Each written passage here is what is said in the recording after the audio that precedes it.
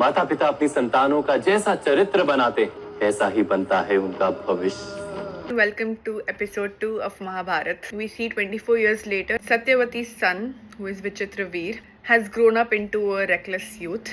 He gets drunk and he goes and burns the crop fields in Panchal. And then the king of Panchal captures him and gives him a death sentence.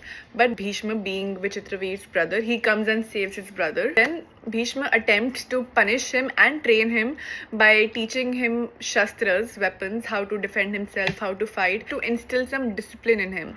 But Vichitraveer is so drunk all the time that he was unable to fight back. Satyavati enters and she's angry at Bhishma because he's being very strict with her son. But Bhishma tries to explain this to her that it is much more necessary for Vichitraveer, because if he wants to become a king, he needs to have some discipline and he needs to be strong enough and wise enough to fight back through all shastras. He should know how to use all of them.